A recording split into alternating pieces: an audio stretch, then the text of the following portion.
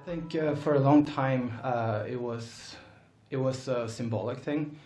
North Korea would often conduct these tests during big occasions, and we still see that to some extent because the first test you talked about actually occurred when Prime Minister Abe was visiting the U.S. and Donald Trump. So that might have been a symbolic message they were trying to send, but I think for the most part, at this stage, this rather late stage in North Korean missile development, I think it's mostly a technical thing. They're trying to actually improve their missiles, make sure that they actually have the range and the accuracy that they strive for. Because of course the holy grail for North Korea is an intercontinental ballistic missile that could actually reach the US mainland and carry a nuclear warhead. So the path to that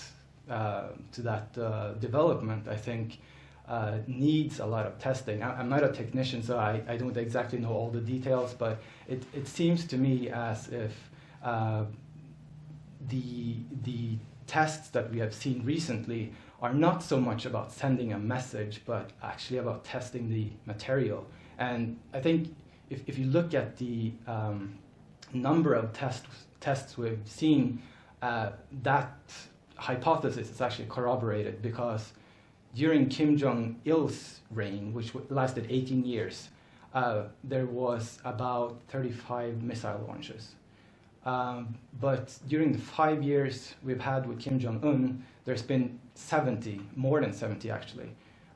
So in just 5 years, he's doubled the tests that his father did. So I think this is more than just sending a strong message. It's about testing technology.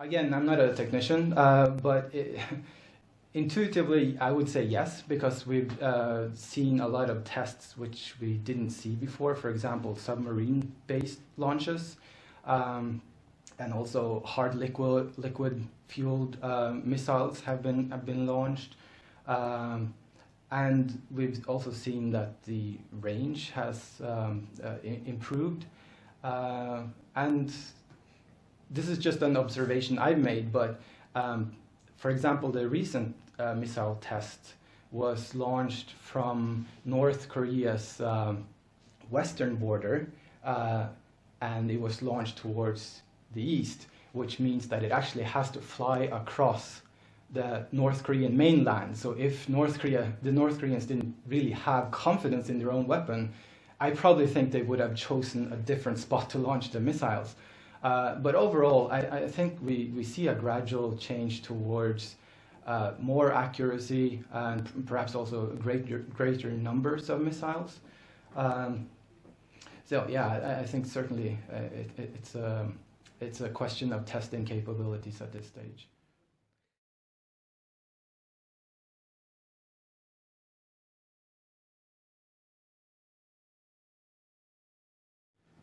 Well, I think certainly the coal sanctions can be highly significant, because coal exports might constitute as much as 40% of North Korea's GDP. So if that sanction is thoroughly implemented, it certainly will sting, that's for sure.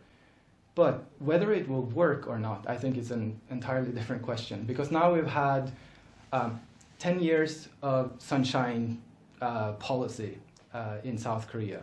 And then that was deemed a failure, because obviously North Korea didn't abandon its nuclear program. And then we had 10 years of a more hawkish stance with sanctions and international condemnation.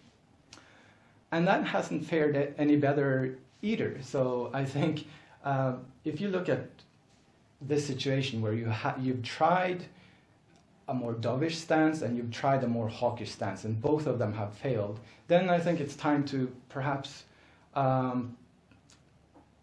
ask yourself the question, perhaps everything we do is doomed to fail, because North Korea seems so bent on developing nuclear weapons that at this point it doesn't really seem as if any incentives or punishment from the outside can really do much to deter them.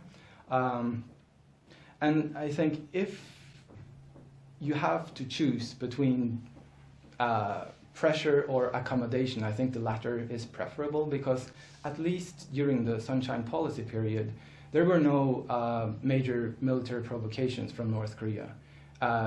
There was communication and high-level visits, economic engagement.